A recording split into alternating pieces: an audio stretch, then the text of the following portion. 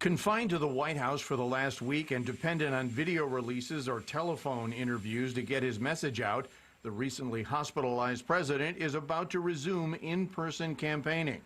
First, an event tomorrow on the South Lawn of the White House, where he will address several hundred invited guests from the balcony of the executive mansion. 2 weeks ago, a different event there is now considered by Dr. Anthony Fauci to have been a super spreader of the virus. More than 24 people connected to the White House have been infected since then. Attendees on Saturday will be given temperature checks and masks. Then the plan is to hold a rally in Sanford, Florida on Monday. Left unsaid is whether the president has tested negative yet for the virus. The ambitious schedule emerged the same day he told radio host Rush Limbaugh that without the experimental drugs he was administered last weekend at Walter Reed Military Medical Center, quote, I might not have recovered at all, unquote. That comment did not exactly square with the White House assessment at the time that he was experiencing only mild symptoms and went to the hospital out of an abundance of caution.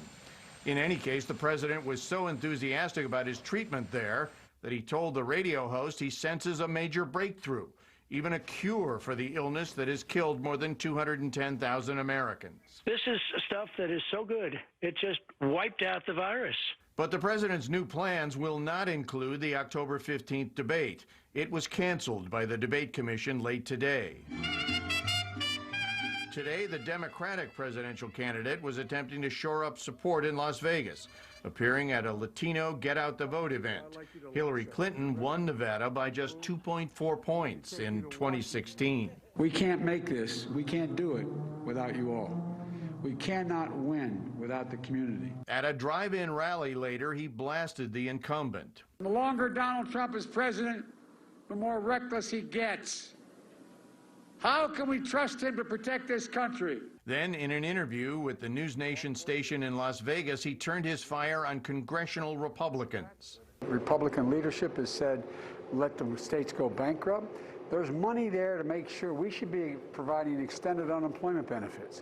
We should be making sure those small businesses that are going out of business have the ability to stay open.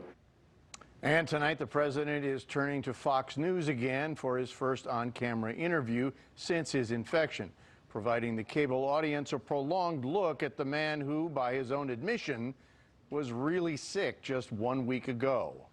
Marnie?